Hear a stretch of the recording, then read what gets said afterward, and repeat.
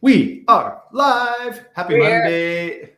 Happy Monday. It was a great weekend. It is episode 29. We're almost 30. It's kind of exciting. Can you believe it? Yeah. Now it kind of feels like we're getting in the rhythm, you know. We almost have enough episodes for me to throw us up on Spotify, actually.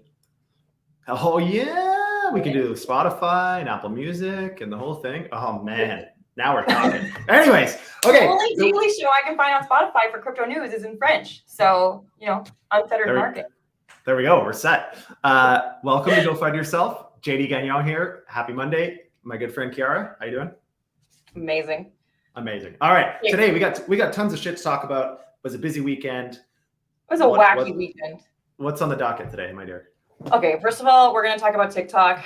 I know people don't think that it relates to crypto, but it definitely does. We're going to move into my favorite topic, which is the crypto arms race. We have like 7 articles about that. We have the UK, we have the UAE, I think we have something from China, we have NASDAQ. It's just wild. But we can't just have a Monday of regulatory news.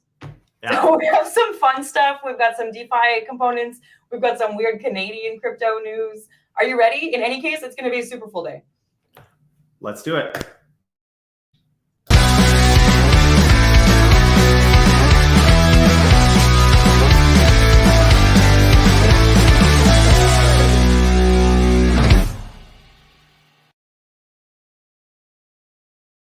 All right, welcome back.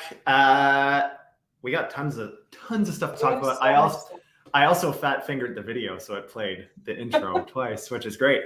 But yeah, there's one other thing that we're not going to spend a whole bunch of time on, but for anybody paying attention to global macroeconomics and just kind of what's going on, almost all of the global mainstream media is starting to pick up on potentially the US dollar not remaining the global reserve currency.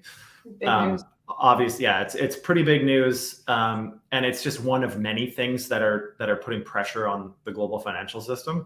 And I think over the weekend there was a lot of discussion and a lot of podcasts and just a lot of people opining on this. And so we're not going to cover a whole bunch of it today, but I think there are a lot of concerns, and there's a lot of people calling for maybe a change in leadership in terms of who's running the Fed and Secretary of Treasury and all of these other things. Like these are all important positions here. And the general consensus, at least that I've been seeing, both Democrats and Republicans, is that the ball has somewhat been dropped, and we need meaningful, sophisticated experts without a political lean here to get us through this.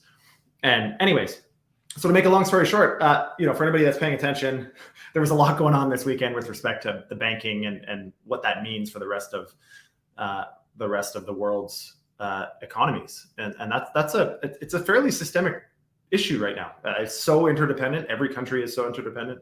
So just something to keep paying attention to. I mean, obviously, there's mixed feelings on how that's going to impact crypto. And I think there's a lot of users that are hoping that the world floods into Bitcoin and other crypto products.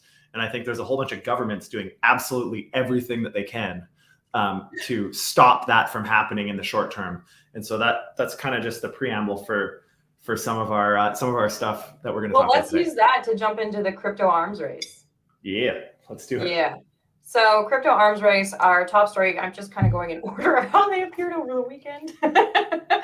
So the segues might be a bit choppy, but this German one, first of all, is really interesting to essentially ensure that they don't get overtaken by Bitcoin. They are allowing Bitcoin transactions.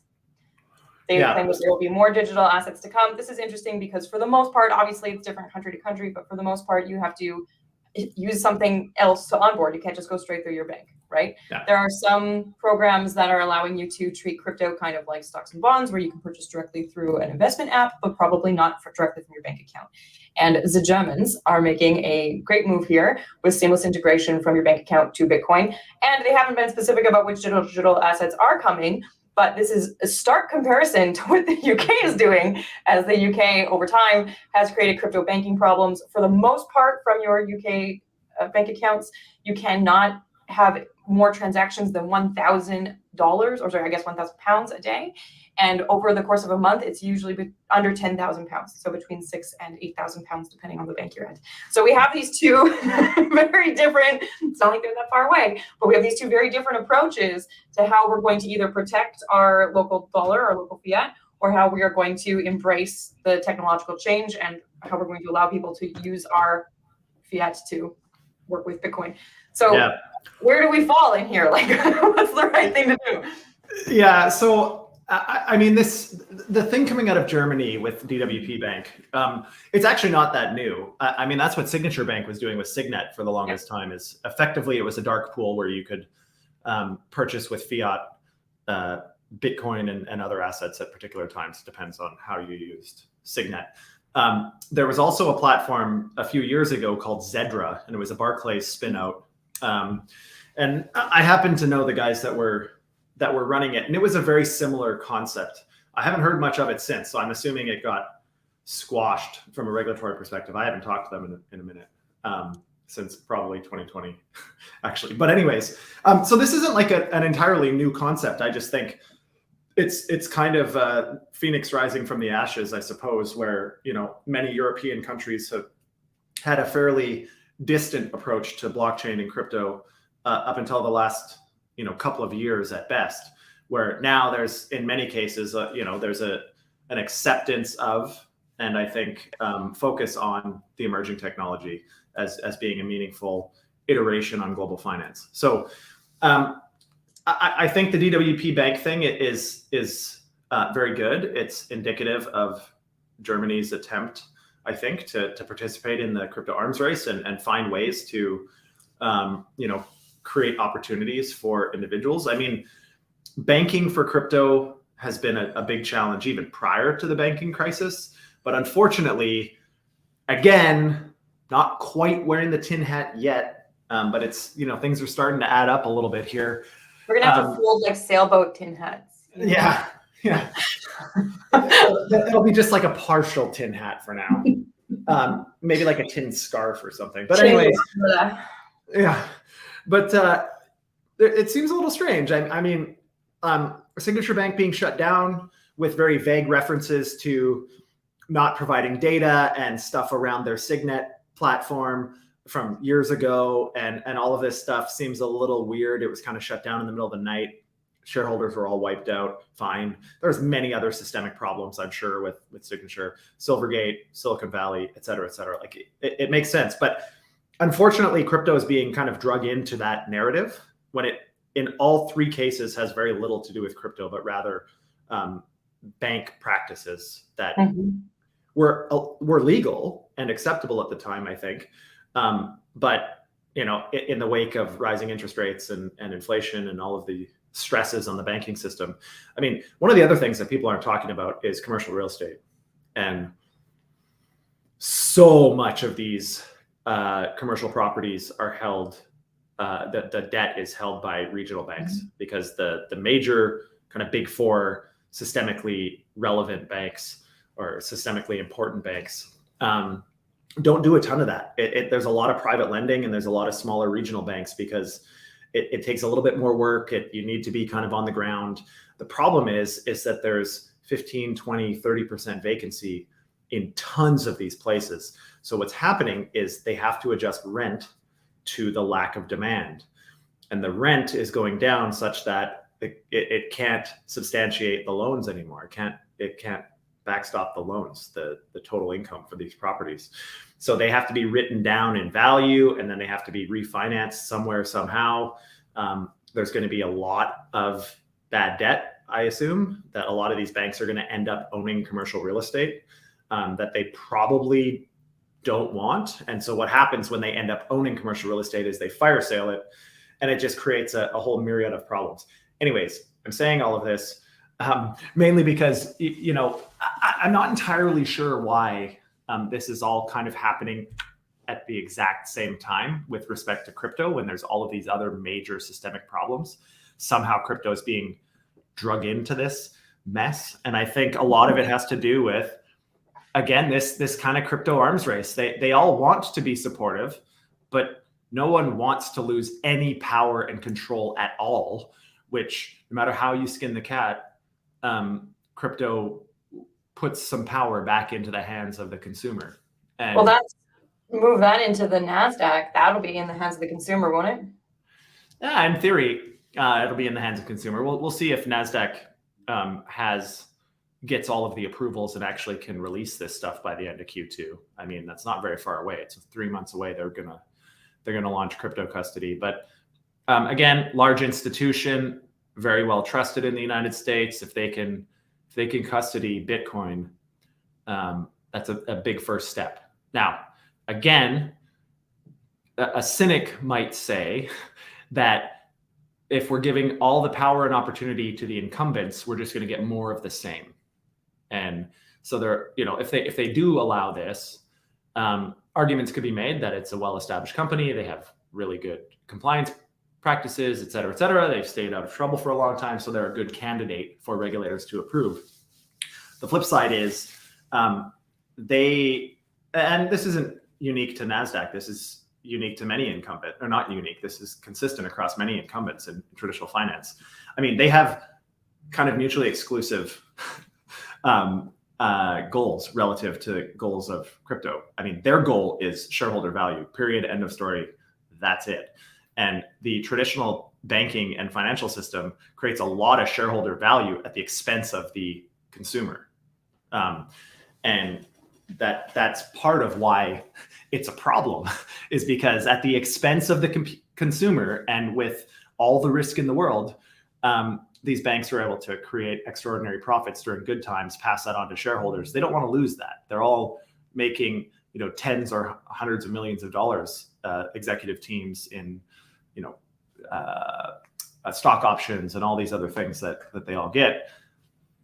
I mean, it's kind of like cutting off your nose to spite your face a little bit, right? And so I'd hate to see this be the only types of approvals in North America, because again, it's the exact opposite of what the space is trying to do, and that is remove the pork from, for lack of a better term, but all the, all the unnecessary, bureaucracy and fees and all this other crap. Mm-hmm. But the problem with that is there's a disintermediation then. I mean, all of a sudden consumers are pretty much direct to protocol.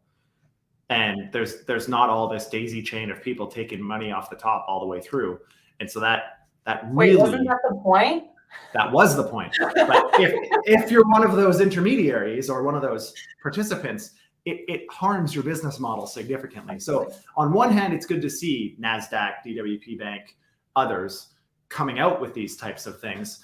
But then at the same time, you see Coinbase, who is a publicly traded company, one of the largest in the US, has been around since the beginning of crypto, really.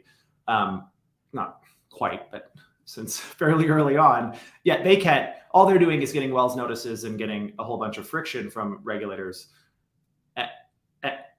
But they're the ones approaching this from a completely different business model perspective. Yeah, we can't say that NASDAQ isn't going to get that friction from regulation as well, right? We will see. We will see. But I guess what I'm saying about it though is that we're not looking at anything new. Like when we talk about this crypto arms race, it's almost entirely regulation versus protocol, right? Yeah. And who's going to have custody? So it's, are we going to have securities, and who's going to have custody if they are or aren't securities? What does that look like? And no matter which country we bring forward in this crypto arms race, it's the exact same narrative. There's nothing that's really like, we have something brand new and innovative. We're looking at pushing this emerging technology forward. It's all kind of the holdback, right? Who's going to maintain power? Yeah, exactly. And I mean, this probably dovetails slightly into the UAE. So the UAE has come out with a CBDC strategy. Again, I mean, there's many ways to look at this. I think we've been pretty clear, at least I have on the pod, how I feel about CBDCs. They can be amazing if implemented properly, but the opportunity— that this one has a roadmap. So they say that they have 3 pillars. One is a soft launch to look at central banks of Hong Kong, Chinese mainland, UAE, and Thailand to look at cross-border payments. The second one is proof of concept work for bilateral CBDC bridge with India. And then the third is looking at domestic wholesale and retail. And so we're only looking at that first pillar right now. We're just looking at cross-border payments and what that's going to look like. But at least they have a roadmap. For the most part, we just get like, in April, we're going to put a bill forward. Right? Yeah. There's nothing that we can really do with that. Whereas here, it's not as though we can exactly hold them accountable, but here we have an expectation of what's going to happen forward. Yeah, I mean, again, if done properly, this can be wildly beneficial for global trade, global finance in some ways. But again, like if done properly, it should be decentralized. So, I mean, in terms of like really utilizing the autonomy of some sort of stable currency globally. And as any time that the control of a CBDC is concentrated under one geopolitical regime, I mean, the opportunity to grab power is too appetizing for anybody that's already in power, right? It's very, very rare that you see people that have power giving it up.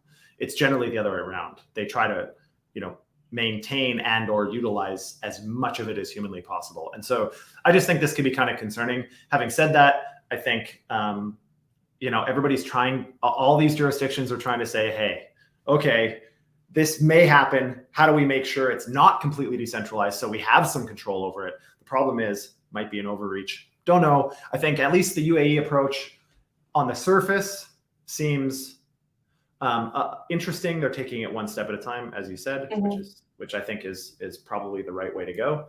I mean, the US is talking about launching one, but no one believes for a second that the US is going to manage it properly. UAE, again, they're pretty autocratic. There's almost, so where the UAE is saying, hey, we have a roadmap and we have a plan and we're going to be semi-transparent about it, primarily talking about cross-border payment. There's a few articles that came out about Africa saying that we're going to do exactly the opposite thing. So that's just kind of fun to compare. I'm not saying that either approach is great or either approach is terrible, but you will see on CNBC, Bloomberg, that there's a couple of articles about how Africa is ready for Bitcoin. And basically what they're saying is that the majority of money that gets moved around digitally in Africa is cross-border. There's a lot of corruption. There's a lot of government interference. Over $700 million Canadian or American dollars a year are being moved, and a large amount of that is pilfered off. And if we have Bitcoin payments, that won't be the case. And so they're employing Lightning Network, L2. There's not a lot of CBDC talk here. There's just, we've approved it. Go for it. Yeah, so we can probably talk about this for like an hour. We won't. But we won't. But I think it's definitely interesting. And most African nations don't have enough global support at all of their regimes to do a CBDC that's going to be at all respected, which is kind of very similar to why many countries globally have adopted other currencies as their main currency. Because managing a currency, if you're a relatively low GDP country compared to the rest of the world, is almost impossible look at Argentina and Venezuela and all of these other, Zimbabwe, Nigeria, a lot of these places, maybe not Nigeria, I shouldn't group that in, but there's a lot of countries that when they try to manage their own currency and monetary policy, we see where it goes. And we see where even the largest, arguably the largest economic power in the world, the United States, we say all this about, having one central authority. Well, that's exactly how the world currency is right now. I mean, the world currency is based on the US dollar, which is determined by politics alone in the United States. It's not supposed to be, but it is. And so, I mean, a CBDC managed by a reputable enough country, there's not, I guess what I'm trying to say is there's probably not going to be, nearly 200 CBDCs, one for every country. There's probably going to be something similar to what we see in major currencies, maybe even less CBDCs than there is major currencies.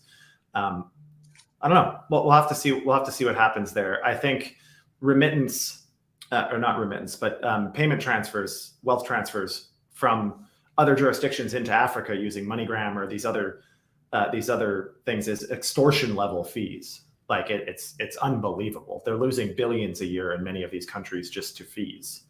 And that's insane. Like sending money across a border is not that difficult. I mean, again, one final thought on this before I get too excited and go down the rabbit hole even further. But I mean, the US government is also already doing a lot of the censorship and all of these things if they don't like people that we're all concerned about with the CBDC, but they're doing it with the US dollar.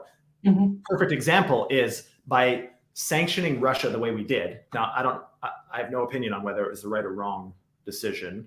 I probably have an opinion, but I'm not going to put it out here. Weird, right? But regardless of how you feel about that, we sanctioned Russia, and it pushed Russia, China, the Middle East, and Asia, or and Africa, pardon me, to come up with a yuan international trade standard. I mean, what did we think was going to happen? You fight with fire long enough, you're eventually going to get burned. And Xi has come out and said, there needs to be a change of the guard after the last 100 years. And we really need to think strongly about what that means. And if the US doesn't get their poop in a group and find a way to transition to a new global leadership model, someone else is going to, and it's likely not going to be built on the values of Western democracy. And so let's see what happens. International relations and not knowing how that might impact technology. I'm a degen troll under an avalanche bridge, and I have a riddle for you. Let's hear it. What do the bold glamour TikTok filter and liquid staking AVAX have in common? No idea. What is it? So, have you been following the TikTok Congress case? Did you watch the 5.5-hour court case? I surely didn't watch 5.5 hours. Yeah, I've seen some of the highlight reels. I mean, more or less. I'm concerned that the CEO of TikTok came and was willing to go to Congress and say effectively nothing. Like, there's so many things that should have been simple no answers. Like, does the CCP have direct access to all of this data, which is like far greater than any other social platform collects? And the simple answer should have been no, even if they were lying, but he can't under oath, obviously. But the answers that they gave just made it look really suspicious, in my opinion. So they did. There was a lot of skirting the question, if you will. There was a lot of providing industry context instead of answering the question, which I understand that personally when I'm interrogated about whatever, obviously not from Congress. When I'm interrogated about something, I do like to provide context. It does make us feel as though we are bolstering our argument, when actually it can look as though we're sidestepping a straightforward answer. But my primary concern that I had I'm not in America, and I don't mean my primary concern about the data or about the security or anything to that end, but my primary concern about this process is that it became clear to me that no industry expert was vetting the questions, right? And so we have all of these Congress people, we have a very strong bipartisan group, and they haven't vetted any of the questions. So we have questions, genuinely, we have questions that are like, why does my algorithm show me what it shows? We have some people claiming that we are not Luddites and we are using TikTok, and we too understand how this technology can impact us and how it impacts small businesses. And then in another breath, we have somebody not knowing what an algorithm is, or not knowing what GPS is, or not knowing, right? And this is really difficult and painful. And I think that Congress hit a lot of criticism because they repeated their questions. And like you say, they were repeating their questions because they weren't getting their straight answer that they are seeking, right? And so I'm not going to peg anybody down for that. But where this bold glamour TikTok filter and AVAX is, there is so much FUD around TikTok, right? There was a particular string of questions. You can go look it up. I'm not going to relive the 5.5 hours for you, but there are a particular string of questions about biometrics data, pupil dilation, how we determine what goes viral, how the algorithm works, these sorts of things. And there's two pieces here, but one is, no, that's not how it works. Please read all of our documentation. Please come prepared. Please have a better understanding of our technology before we go forward and try to find an argument and try to find a commitment and try to find some sort of middle ground. Yeah. Which I feel is the same thing that happens with a lot of what we're doing in crypto is, okay, you clearly haven't actually read the white paper about liquid staking AVAX. Please do so, and then we can have a reasonable conversation about it. But you have to come prepared to the table, right? So go ahead. Go ahead. This is I know you're excited about this. I'm so excited about it because the other component here is that When we think about the FUD, when we think about the fear, uncertainty, and doubt that is surrounding crypto and surrounding TikTok, I don't want to say it's one and the same, but where a lot of that FUD comes from is non-users, right? Yeah. So we're getting a lot of, hey, there are these terrible challenges on TikTok that are really dangerous to children. And there are, sexy girls dancing on TikTok. Why does that come up on my feed? I have no idea. And are you looking at my data? And why are you putting sunglasses on my face? I don't understand what this is being used for. And people who are actually using TikTok, and I don't mean me, and I don't mean you, and I don't mean our kids or something like that, but people who are using TikTok for what it can be used for, like small businesses, reaching a new audience, education, news, those sorts of things, they're watching this and saying, that's not what we use TikTok for at all. That's not even the point. That's just a byproduct of having a new technology and having people adopt it. And we're saying the same thing about blockchain and about crypto and just generally about Web3, right? Yeah. We're saying, hey, look at all of these incredible use case scenarios. And they're saying, well, my cousin was at Thanksgiving dinner and he said that he lost some Bitcoin and then he lost his house. So I don't know, we've got to do something about that. We have to protect the people. Bitcoin caused his house to disappear. Right? Yeah, I've got a couple thoughts on this one. I mean, it's probably worth noting that one major difference between TikTok and crypto is the CCP's involvement in TikTok. I think that's like at the end of all of this, I think that's the ultimate problem with TikTok. Like, there's going to be a million technologies that are bad for your kids' brains. Most of them are currently.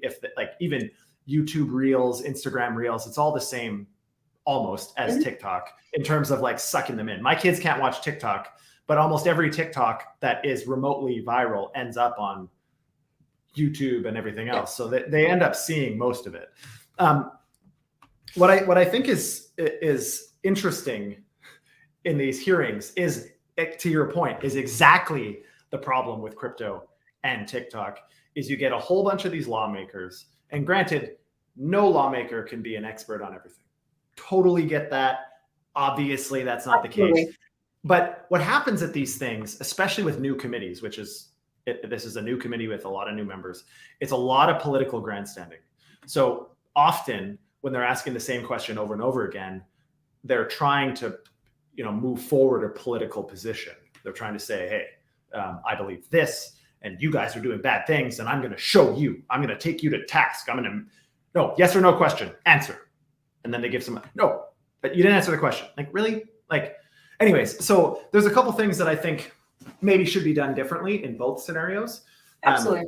If you really want to understand TikTok, then we should have some social media experts other than Congress people on these committees. They should be able to bring in guest committee members or something. I'm not sure that they don't have some sort of vetting process for the questions or I mean, like you say, a guest, or maybe the argument is that they're voted by their constituents and their questions are on behalf of their constituents, which is why it's always elected people only, yada, yada, blah, blah.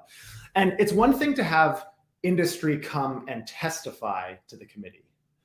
Where I disagree is I think industry should be a part of the committee investigating some of these potential fringe actors or situations, because they're just going to have an understanding and an ability to communicate at a completely different level.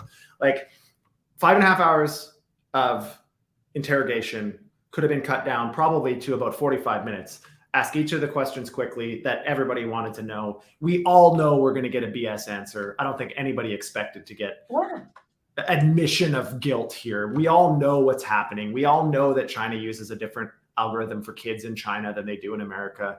We all know that the vast majority of the monetization of TikTok is in America, not in China or these other places. It's fine. There's a lot of value to these platforms. Without TikTok, there will be another.